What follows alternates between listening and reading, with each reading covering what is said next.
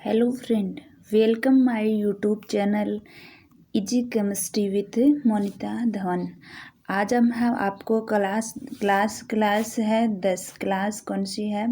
10 है। क्लास 10 है और उसका जो चैप्टर है जिसका नाम है नियंत्रण व समन्वय। पाठ का नाम क्या है? नियंत्रण व समन्वय, जो हमें आपको पढ़ाएंगे। ठीक है। अगर वीडियो आपको अच्छा लगे या आप इस यूट्यूब चैनल पर नए हो तो चैनल को सब्सक्राइब जरूर कर लीजिएगा।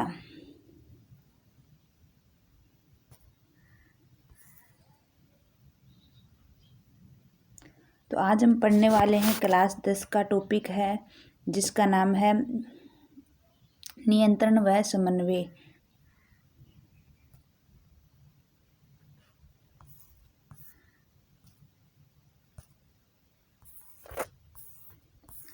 चलो हम शुरुआत करते हैं।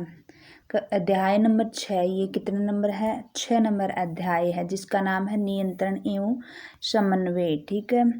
पिछले अध्याय में हमने सजीव में अनुरक्षण होता है रख रखाव, कार्य में संलग्न जैव प्रक्रमों के बारे में पढ़ा। हमने इस पर विचार करना प्रारंभ किया था कि कोई वस्तु गतिशील है तो क्या है? गतिशील है तो क्या है? सजीव है। इसी प्रकार सजीव है, गतिशील है वो, यानी उसमें वृद्धि हो रही है तो वह सजीव है। अगर वो गतिशील है तो वह सजीव है। अगर पादपों में बात करें, पादपों में इस तरह की कुछ गतियां वास्तव में क्या होती है? वृद्धि का परिणाम होती है। एक बीज अंकुरित होता है और वृद्धि करता है, और हम देख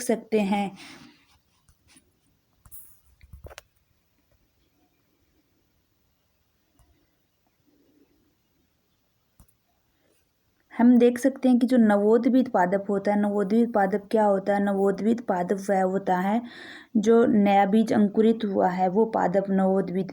वो कुछ दिनों में गति करता और मृदा की ओर धकेल कर क्या होता है? बाहर आता है। लेकिन यदि इसकी वृद्धि रुक गई होती तो ये गतियां क्या होती? नहीं होती। अधिकांश जंतु में कुछ पादपों में होने वाली कुछ गतियां किससे संबंधित होती है? वृद्धि से संबंधित नहीं होती हैं। एक दौड़ती बिल्ली, झूले पर खेलते बच्चे, जुगाली करती भैंस आदि गतियां वृद्धि के कारण क्या होती है? नहीं होती है। वृद्धि के कारण नहीं होती हैं। दिखाई देने वाली इन गतियों को हम जीवन के साथ क्यों जोड़ते हैं? इसका एक संभावित उत्तर यह है कि हम गतियों को जीव के पर्यावरण में आए परिवर्तनों से अनुक्रिया सोचते हैं। बिल्ली इसलिए दौड़े क्योंकि उसे एक चूहा देखा होगा। केवल यही नहीं, हम गति को सजीवों के द्वारा किए गए ऐसे प्रयास के रूप में सोचते हैं जिससे उसके पर्यावरण में हुए परिवर्तन लाभकारी हो। सूर्य के प्रकाश में पौधे क्या करते हैं? वृद्धि करते हैं। ये तो आपने पढ़ा होगा ना। सूर्य के प्रकाश में पौधे है वो कौन सी क्रिया करते हैं? प्रकाश संश्लेषण। कौन सी क्रिया करते हैं? प्रकाश संश्लेषण क्रिया करते हैं, जिसके फलस्वरूप क्या बनाते हैं? भोजन बनाते हैं। ठीक है।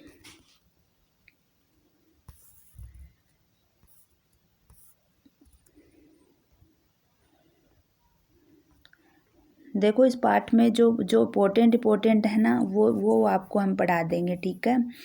देखो यहाँ पे कि इस तरह की नियंत्रित गति को पर्यावरण की भिन्न घटनाओं के अभिज्ञान से जोड़ा जाना चाहिए जो अनुक्रिया के अनुरूप गति करे। दूसरे शब्दों में हम कह सकते हैं, यहाँ से ये इम्पोर्टेंट लाइन है कि दूसरे शब्दों में हम कह सकते हैं कि सजीवों को उन तंत्रों का उपयोग करना चाहिए जो नियंत्रण व समन्वय का कार्य करे, यानी नियंत्रण करे। पादपों की जो गतियाँ होती हैं उनमें संतुलन करे। बहुकोषी के जो जीव होते हैं उस जीव में शरीर के संगठन के सामान्य सिद्धांतों को ध्यान रखते हुए हम कह सकते हैं कि ये ऊतकों का उपयोग कर इन नियंत्रण व समन्वय क्रियाकलापों को कर सकते हैं हम। नियंत्रण व समन्वय है ना, उसमें हम दो तंत्र पढ़ते हैं। एक तो होता है, इसमें एक तंत्र होता है, वो तो होता है जंतु तंत्रिका तंत्र। एक मानव मस्तिष्क पढ़ते हैं जो नियंत्रण व समन्वय का कार्य करता है। एक क्या होता है? जंतु तंत्रिका तंत्र जो नियंत्रण का कार्य करता है। तंत्रिका तंत्र किससे मिलकर बना होता है? तंत्रिका तंत्र है वो मिलकर बना होता है तंत्रिका कोशिकाओं से। किससे मिलकर बना होता है? तंत्रिका सेल से बना होता है। और तंत्रिका सेल क्या होती है? शरीर की सबसे लंबी मानव शरीर की सबसे जो लंबी सेल होती है, सबसे लंबी सेल होती है, वो कौन सी होती है? सबसे लंबी सेल होती है। सबसे लंबी सेल कौन सी होती है? तंत्रिका सेल होती हैं। और तंत्रिका सेल से क्या मिलकर बना होता है? तंत्रिका तंत्र बना होता है। तो मानव शरीर की जो सबसे लंबी सेल होती है वो कौन सी होती है? सबसे लंबी कोशिका कौन सी होती है? तंत्रिका कोशिका होती है। चलो हम पढ़ते हैं तंत्रिका कोशिका में। जंतु में नियंत्रण तथा समन्वय तंत्रिका तथा पेशी ऊतक द्वारा किया जाता है। कौन से ऊतक के द्वारा किया जाता है? जंतु में नियंत्रण व समन्वय का कार्य तंत्रिका और पेशी ऊतक, कौन से ऊतक के द्वारा किया जाता है? तंत्रिका तथा पेशी ऊतक के द्वारा किया जाता है। और जिसके विषय में हम कक्षा 9 में ये बात पढ़ चुके हैं।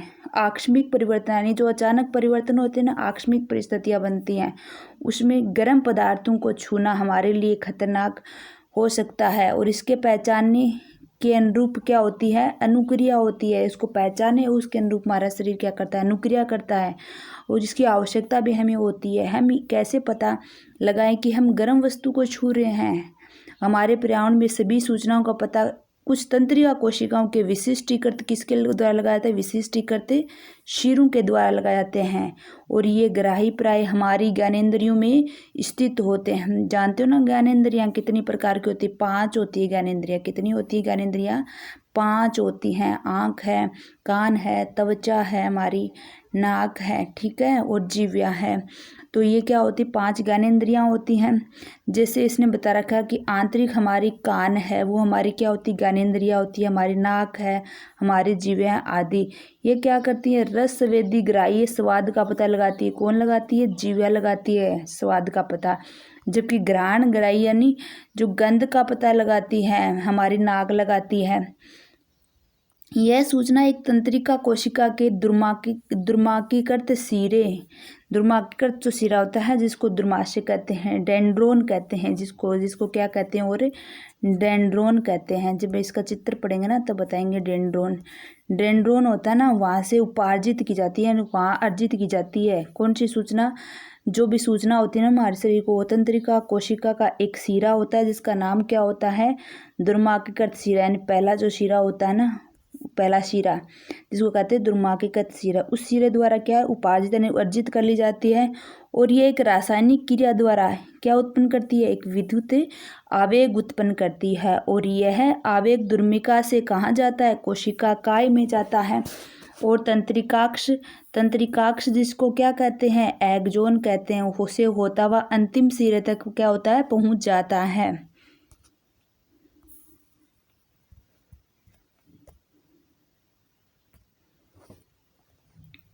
तो हम एक्सोन तक आ गए थे कि एक्सोन है, उसके अंत में विद्युत आवेग कुछ रसायनों का विमोचन करता है। किसका विमोचन करता है? विद्युत आवेग करता है। किसका विमोचन करता है? कुछ रसायनों का विमोचन करता है। और ये रासायनिक रिक्त स्थान पर, जो रिक्त स्थान होता है ना, देखो यहाँ दूसरी जो लास्ट शिरा होता है, ये तंत्रिका, देखो अंतिम शिरा दिखा रखा है। यहाँ पे क्या होते हैं? दूसरी जो तंत्रिका आएगी ना, उसका जो अका वाला भाग है, कोशिका काय वाला भाग है, जो दुर्मिकाक्ष वाला भाग है, डेंड्रोन वाला भाग जुड़ता है। और उनके मध्य क्या पाए जाते हैं? इनके मध्य में पाए जाते हैं रिक्त स्थान, दरार पाई जाती है, जिन्हें क्या कहते हैं? सिनेप्स कहते हैं। जिन्हें क्या कहते हैं? सिनेप्स कहते हैं, ठीक है, सिनेप्स कहते हैं। सिनेप्स कहते हैं। देखो यहाँ पे कि रिक्त स्थान या सिनेप्स को पार करते हैं। कौन करते हैं? तंत्रिका आवेग है, इस रिक्त स्थान है, ये जो रिक्त स्थान था ना, इसको क्या करते हैं? तंत्रिका आवेग पार करते हैं, यानी विद्युत आवेग प्रारंभ करते हैं। और ये शरीर में तंत्रिका आवेग की मात्रा की क्या होती है? सामान्य योजना होती है। और ये क्रिया होती है ना हमारे शरीर में सामान्य रूप से होती रहती है। अतः इसी तरह का एक अंतःग्रथन यानी सिनेप्स ऐसे आवेगों को तंत्रिका कोशिका से अन्य कोशिकाओं में पहुंचाने का कार्य करता रहता है।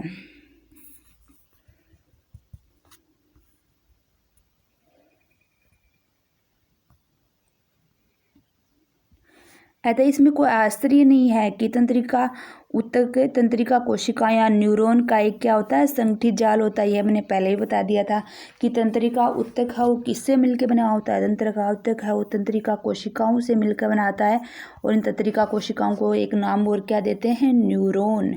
क्या कहते हैं, न्यूरॉन होता है, ठीक है, न्यूरॉन कहते हैं, ठीक है। जो शरीर की सबसे क्या होती है, सब न्यूरॉन होती है तंत्रिका कोशिका, शरीर की सबसे लंबी कोशिका होती है। कैसी कोशिका होती है, सबसे लंबी कोशिका होती है।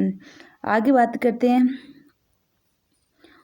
कि और यह सूचनाओं को विद्युत आवेग के द्वारा शरीर के एक भाग से दूसरे भाग तक सहवन में विशिष्टीकृत करता है, ठीक है। आगे देखो चित्र हम देखें आगे, तथा इसमें तंत्रिका कोशिकाओं के भागों को पहचानिए। एक तो भाग वह होता है जहाँ क्या होती है, सूचनाएं उपार्जित की जाती है। जो हमने बताया था सूचनाएं उपार्जित करने वाला तंत्रिका कोशिका का कौन सा भाग, वो पहला, जिसे हम क्या नाम दिया था, दुर्माशय। दुर्माशय या दूसरा नाम भी है इसका, क्या है, यहाँ लिखते हैं दूसरा नाम भी है इसका डेंड्रोन। क्या है दूसरा नाम है, डेंड्रोन। और एक नाम है जो हमने पहले पढ़ लिया था जिसका नाम क्या है, दुर्माशय, इसको डेंड्रोन कहते हैं। और दूसरा भाग क्या होता है, जिससे होकर सूचनाएं विद्युत आवेग की तरह यात्रा करती है। और ये दूसरा जो भाग है वो कौन सा है, दूसरा भाग है वो है एक्जोन। एक्जोन है दूसरा भाग, क्या है, एक्जोन, जिसके क्या कहते हैं, जिसका एक और नाम क्या है, तंत्रिकाक्ष। क्या है, तंत्रिकाक्ष। और तीसरा भाग है वो कौन सा है, जहां इस आवेग का परिवर्तन रासायनिक संकेत के रूप में किया जाता है, जिससे सूचनाएं आगे संचरित हो जाती हैं। और ये तीसरा भाग था ना, जो सिनेप्स, उससे होकर के क्या हो जाती है, सूचनाएं दूसरी तंत्रिका में प्रवेश कर जाती है। तो तंत्रिका कोशिका होती है, उसके कितने भाग होते हैं, 3 भाग होते हैं। पहला जो भाग होता है वो कौन सा होता है, डेंड्रोन। पहला भाग वो कौन सा होता है, डेंड्रोन वाला होता है, जिससे क्या होती है, सूचनाएं उपार्जित की जाती है। दूसरा भाग होता है वो क्या होता है, दूसरा भाग होता है एक्जोन। दूसरा भाग क्या होता है, एक्जोन, जिससे क्या होती है, सूचनाएं आवेग की तरह चलती हैं, यात्रा करती हैं। और तीसरा भाग है वो कौन सा होता है, जहाँ सूचनाओं को रासायनिक संकेतों में बदल दिया जाता है, जिससे वो क्या हो, आगे संचरित हो जाए, ठीक है। आगे पढ़ते हैं हम, देखो ये देखो, ये है तंत्रिका कोशिका की संरचना। किसकी संरचना है ये, तंत्रिका कोशिका की, जो हम पढ़ेंगे क्या क्या होता है। देखो तंत्रिका कोशिका में कौन कौन सा भाग होता है, जो हमने पढ़ा था इसका पहला, ये देखो ये होता है दुर्मिका, जो क्या करती है, सूचनाओं को उपार्जित करती है। और इसका दूसरा नाम भी है क्या, डेंड्रोन। क्या नाम है दूसरा नाम, डेंड्रोन। और ये क्या करती है, सूचनाएं हैं उसको उपार्जित करती हैं, सूचनाओं को प्राप्त करती हैं, ठीक है, दुर्मिका से। और ये होता है इसके मध्य में एक केंद्रक, क्या होता है, ये एक केंद्रक होता है, ठीक है। और ये जो संपूर्ण संरचना होती है ना, ये इतनी संरचना, इसको क्या कहते हैं, कोशिका काय। क्या कहते हैं, कोशिका काय कहते हैं, ठीक है। और ये जो सूचनाएं होती हैं, जो सूचनाएं डेंड्रोन ने प्राप्त की, वो इस एक लंबे से मार्ग से यात्रा करती हैं, जिसको क्या कहते हैं, तंत्रिकाक्ष। और तंत्रिकाक्ष का दूसरा नाम क्या है, एक्जोन। तंत्रिकाक्ष का दूसरा नाम क्या होता है, एक्जोन, ठीक है। और आगे वाला भाग है, देखो ये तंत्रिकाक्ष का अंतिम सिरा, ठीक है। यहाँ पे ये रासायनिक संवेग के रूप में क्या होती है, रासायनिक संवेग बना दिया जाता है, विद्युत आवेग के रूप में परिवर्तित कर दिया जाता है इन सूचनाओं को। और आगे भी जो तंत्रिका, दूसरी तंत्रिका जुड़ी होती है, ठीक है, जिसका कोशिका काय भाग जुड़ा जाता है। और ये इसके जो डेंड्रोन्स होते हैं ना, वो यहाँ से जो भी इस आवेग आएगा इसको दे देंगे, ठीक है। इस प्रकार ये पूरी प्रक्रिया हमारे शरीर में चली रहती है, ठीक है। एक बार इसके उत्तर को दोबारा समझाते हैं, क्या क्या भाग होते हैं। पहला भाग है, क्या है पहला भाग, यह पहला भाग दुर्मिका। कौन सा भाग है, दुर्मिका, जिसको क्या कहते हैं, डेंड्रोन। क्या करता है ये, जो भी हमारी सूचनाएं होती हैं उसको क्या करता है, ग्रहण करता है, ठीक है। और इसके मध्य में क्या होता है, केंद्रक होता है। और ये जो संपूर्ण बॉडी होती है इसको क्या कहते हैं, कोशिका काय, सेल बॉडी को क्या कहते हैं, सेल बॉडी कहते हैं, कोशिका काय कहते हैं संपूर्ण बॉडी को। फिर इसमें से जो भी सूचनाएं प्राप्त हुई, वो विद्युत जो आवेग प्राप्त हुआ, वो इससे लंबी यात्रा करता है, इस दूसरे भाग को क्या कहते हैं, तंत्रिकाक्ष। क्या कहते हैं दूसरे भाग को, तंत्रिकाक्ष कहते हैं। और इस तंत्रिकाक्ष का दूसरा नाम क्या है, एक्सोन। इसको इंग्लिश में क्या कहते हैं, एक्सोन कहते हैं। द्रुमिका को इंग्लिश में डेंड्रोन कहते हैं। और तीसरा भाग जो अंतिम शिरा इसका होता है, जहाँ इन विद्युत आवेगों को रासायनिक संवेगों में आवेगों में बदला जाता है। और जो यहाँ सिनेप्स है उसको पार, यहाँ वो क्या होता है, दो तंत्रिका कोशिका होती है, उसके मध्य में जो स्थान होती है, जो दरार होती है, उसको क्या कहते हैं, सिनेप्स कहते हैं। और सिनेप्स को हिंदी में क्या कहते हैं, अंतःग्रंथन। क्या कहते हैं हिंदी में, अंतःग्रंथन। ठीक है, तो ये समझ में आ गया आपको तंत्रिका वाला। 3 इसके कार्य थे जो हमने बता दिए। देखो ये तंत्रिका पेशीय संधि का भी चित्र बना रखा है। ये आपकी क्लास 10वीं में ना, उसमें ऐसे चित्र दे रखे हैं। इसमें जो तंत्रिका पेशी संधि है ना, उसका चित्र बना रखा है। देखो इसमें क्या और क्या क्या पाया जाता है, माइटोकॉन्ड्रिया पाया जाता है। माइटोकॉन्ड्रिया क्या कार्य करता है, एटीपी का निर्माण करता है। एटीपी क्या होती है, ऊर्जा होती है, जिसका पूरा नाम क्या होता है एटीपी का, एडिनोसिन ट्राइफॉस्फेट। क्या होता है, एडिनोसिन ट्राइफॉस्फेट होता है। ठीक है, किसका निर्माण कौन करता है, माइटोकॉन्ड्रिया। जो माइटोकॉन्ड्रिया किसमें भी पाया जाता है, तंत्रिका पेशी में भी पाया जाता है। ठीक है, ये इसमें कोशिकाएं दर्शा रखी हैं। देखो ये तंत्रिका पेशी संधि दर्शा रखी है।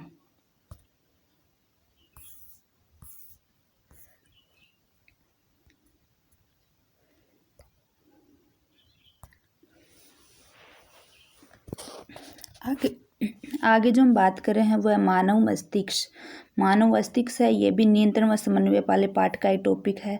मानव मस्तिष्क भी क्या करता है, जो भी तंत्रिका कोशिकाएं होती हैं सूचनाएं ग्रहण करती है, मानव मस्तिष्क तक पहुंचाती है। और मानव मस्तिष्क क्या करता है, इन तंत्रिकाओं का एक संदेश बनाता है और शरीर को उसके अनुरूप कार्य करना पड़ता है। क्या मेरुरज्जु का कार्य केवल प्रतिवर्ती क्रिया ही है, निश्चित रूप से नहीं, क्योंकि हम जानते हैं कि हम सोचने वाले प्राणी है ना, हम सोचते हैं प्राणी।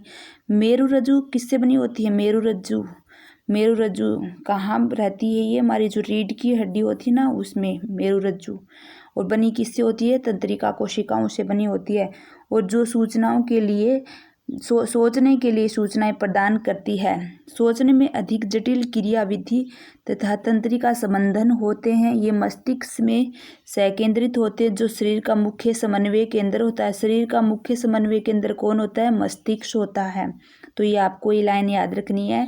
आपसे 1 नंबर का क्वेश्चन पूछा जा सकता है कि जो शरीर है उसका मुख्य समन्वय केंद्र क्या होता है, तो आप बताओगे मस्तिष्क होता है। मस्तिष्क तथा मेरुरज्जु कौन सा केंद्रीय तंत्रिका तंत्र बनाते हैं, केंद्रीय तंत्रिका तंत्र बनाते हैं। कौन सा तंत्रिका तंत्र बनाते हैं, मस्तिष्क और मेरुरज्जु दोनों ही कौन सी में आते हैं, केंद्रीय तंत्रिका तंत्र में, जिसको क्या कहते हैं, सेंट्रल नर्वस सिस्टम इसका भाग होते हैं। कौन कौन होता है, मस्तिष्क होता है, एक तो मस्तिष्क होता है और एक क्या होता है, मेरुरज्जु। ये दोनों होते हैं ना, वो केंद्रीय तंत्रिका तंत्र के भाग होते हैं। ये भी आपको याद रखना है।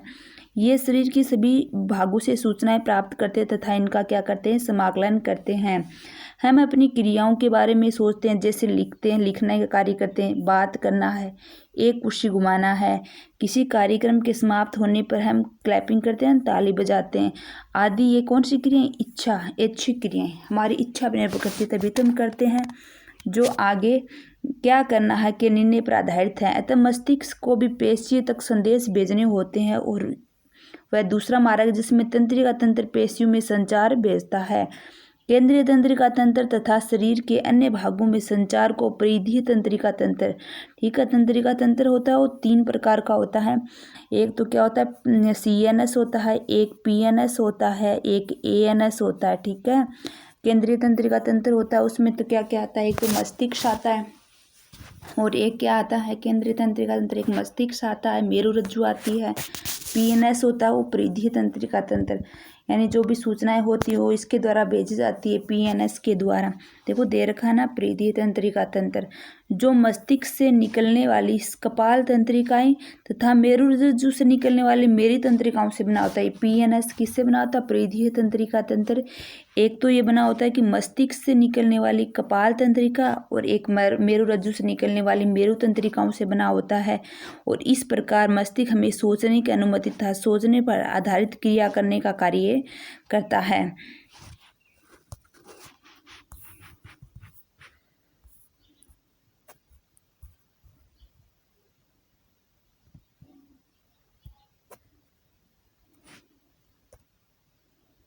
ठीक है, हम पढ़ेंगे मस्तिष्क के प्रकार। कितने प्रकार का होता है? देखो, मस्तिष्क वो मुख्य रूप से 3 मुख्य भाग क्षेत्र या भाग या इसके क्षेत्र होते हैं, जिनमें पहला होता है अग्र मस्तिष्क, मध्य मस्तिष्क और क्या होता है? पश्च मस्तिष्क। क्या होता है? पश्च मस्तिष्क। 3 भाग होते हैं इसके। तो बात करते हैं इस मस्तिष्क के चित्र का हम।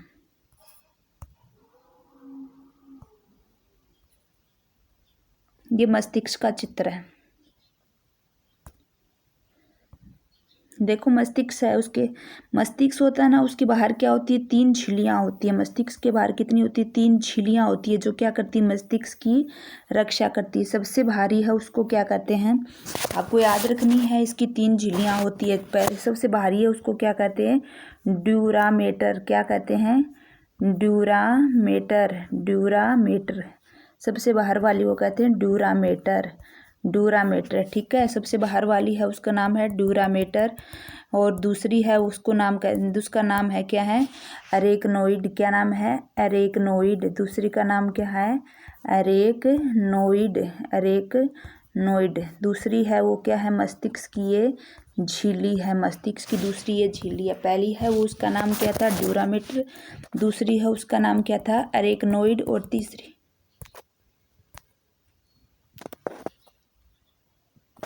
तीसरी झिल्ली है उसका नाम क्या था? पायामीटर। तीसरी झिल्ली का नाम क्या है? पायामीटर। तो ये 3 झिल्लियाँ होती हैं जो क्या करती है? मस्तिष्क है उसकी रक्षा करती हैं। पहली झिल्ली का नाम क्या था? कितनी झिल्लियाँ होती हैं? 3 झिल्लियाँ होती हैं। 3 झिल्लियाँ होती हैं। पहली झिल्ली है उसका नाम क्या था? पहली का था बाहर की, सबसे बाहर होती है, जिसका नाम था ड्यूरामीटर। दूसरी का नाम क्या था? अरेकनोइड। तीसरी का होता है पायामीटर। ये क्या होती है? मस्तिष्क है उसको बाह्य आघातों से मस्तिष्क की क्या करती है? रक्षा करती है, सुरक्षा का कार्य करती हैं। तो ये क्या होती है? मस्तिष्क है उसके बाहर 3 आवरण पाए जाते हैं। ठीक है, देखो इसमें बांट रखा है भाग। मस्तिष्क कितने भाग होते हैं? मस्तिष्क के भी 3 भाग होते हैं ना। मस्तिष्क के भी कितने होते हैं? 3 भाग होते हैं। ठीक है, पहला उसका नाम क्या है?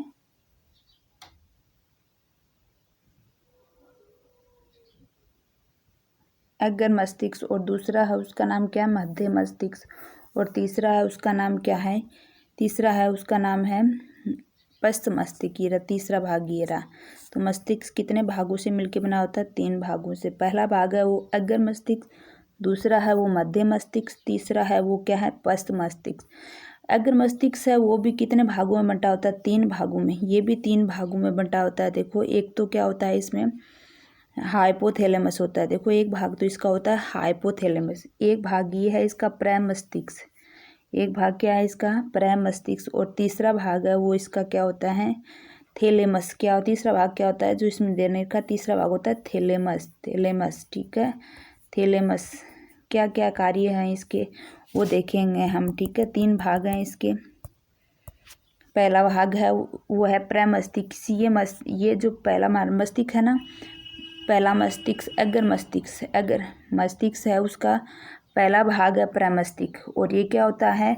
अग्र मस्तिष्क है ना, उसका सबसे बड़ा भाग होता है, जो हमारी बुद्धि का केंद्र होता है। ये प्रमस्तिष्क हमारे सोचने समझने की क्षमता है जितनी भी होती है वो किस मस्तिष्क के द्वारा होती है? प्रमस्तिष्क के द्वारा होती है। एक होते हैं हाइपोथैलेमस। दूसरा इसका क्या कार्य? हमारे जो भी भूख है, प्यास है, नींद है, उसका नियंत्रण केंद्र कौन सा होता है? हाइपोथैलेमस होता है। और एक भाग होता है इसका थैलेमस। ठीक है, और एक होता है मध्य मस्तिष्क, दूसरा भाग है। ठीक है, ये क्या क्या कार्य करता है? इसमें पिंड पाए जाते हैं, 4 पिंड पाए जाते हैं। ठीक है, जो 2-2 में विभक्त होते हैं। दो वाले पिंड होते हैं वो ऊपर की तरफ होते हैं, जो किसका कार्य करते हैं, सुनने का कार्य करते हैं। और दो वाले पिंड होते हैं वो किसका कार्य करते हैं, देखने वाले का कार्य करते हैं। तो ये मध्य मस्तिष्क वो देखने और सुनने का कार्य करता है। तीसरा भाग है वो है पश्च मस्तिष्क। देखो पश्च मस्तिष्क है वो 3 भागों में बना होता है, तो पोन्स, एक मेडुला, एक है अनुमस्तिष्क। यह अनुमस्तिष्क होता है हमारे शरीर में किसका कार्य करता है, शरीर में कार्य करता है जो भी हमारे समन्वय का कार्य होता है ना, समन्वय का संतुलन का, हमारे शरीर को संतुलन बनाने का कार्य कौन करता है, अनुमस्तिष्क करता है। और एक क्या है, मेडुला है। मेडुला क्या करता है, जो हमारे शरीर की अनैच्छिक क्रियाविधियां जैसे रक्त दाब है, लार कहना है, वो कार्य कौन करता है, मेडुला ऑब्लांगेटा। और एक क्या है, पोन्स है, जो इन दोनों को जोड़े रखने का कार्य करता है।